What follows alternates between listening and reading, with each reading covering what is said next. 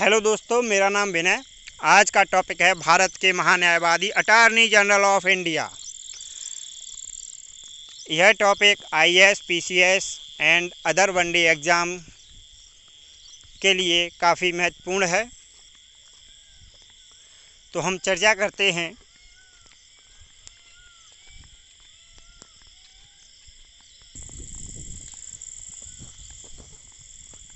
भारत के महान्यायवादी के पद का जो उल्लेख है वह संविधान के आर्टिकल 76 में मिलता है। इसे देश का सर्वोच्च कानून अधिकारी कहा जाता है।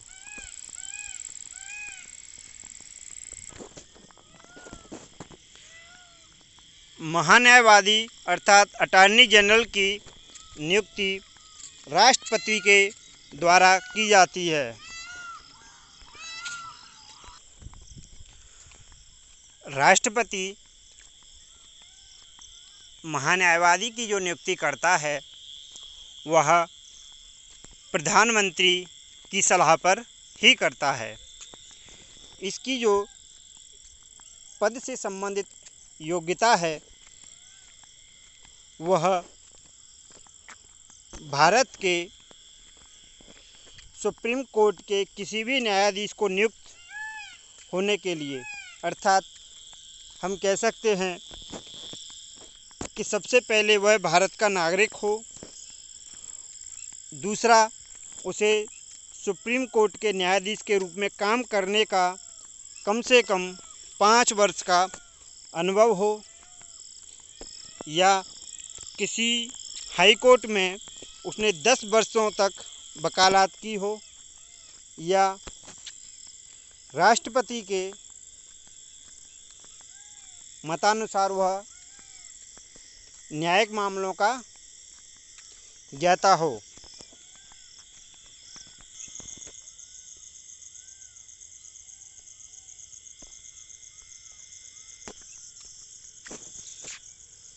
यदि हम महान्यायवादी के कार्यकाल की बात करें तो संविधान में इसके कार्यकाल को निश्चित नहीं किया है, क्योंकि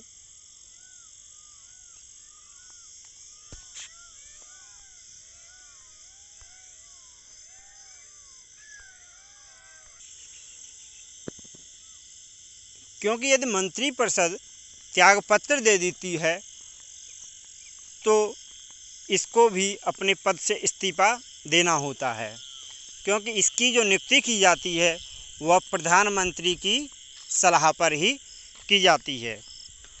और दूसरा, भारतीय संविधान में इसको हटाने को लेकर संविधान में कोई मूल व्यवस्था नहीं है, अर्थात यह अपने पद पर राष्ट्रपति की प्रसाद पर्यंत पद धारण करता है।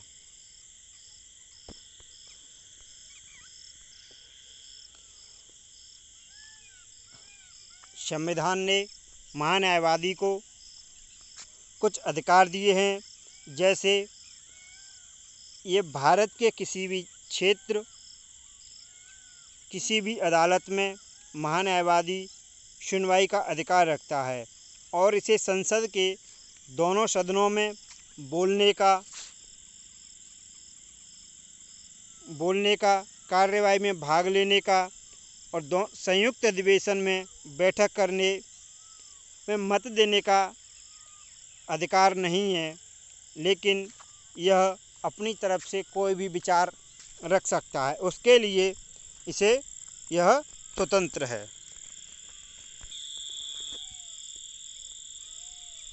यह भारत सरकार के खिलाफ कोई सलाह या विश्लेषण नहीं कर सकता। दूसरा, जिस मामले में उसे भारत सरकार की ओर से पेश होना है वह उस पर कभी भी टिप्पणी नहीं कर सकता है। तीसरा, बिना भारत सरकार की अनुमति के किसी भी आपराधिक मामले में व्यक्ति का बचाव नहीं कर सकता। बिना भारत सरकार की अनुमति के वह किसी भी या कंपनी के निदेशक का पद ग्रहण नहीं कर सकता।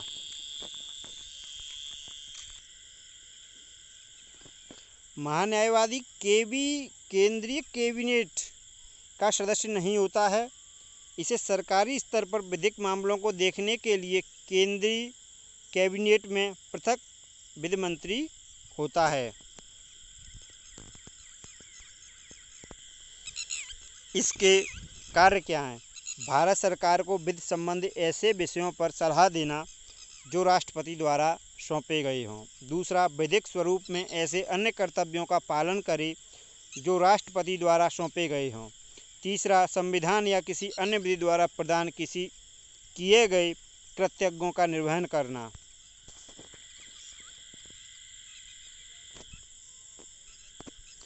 भारत सरकार से संबंधित मामलों को लेकर उच्चतम न्यायालय में सरकार की ओर से पेश होना। संविधान के आर्टिकल 143 के अंतर्गत राष्ट्रपति के द्वारा उच्चतम न्यायालय में भारत सरकार का प्रतिनिधित्व करना। सरकार से संबंधित किसी भी मामले में उच्च न्यायालय में सुनवाई का अधिकार। यह था भारत का महान्यायवादी। तो भारत के महान्यायवादी के संसद के दोनों सदनों तथा इसके समितियों से जो अधिकार हैं उसका जो उल्लेख है वो आर्टिकल 88 में मिलता है और महान्यायवादी की शक्तियां और विशेषाधिकार आर्टिकल 105 में उल्लेख मिलता है।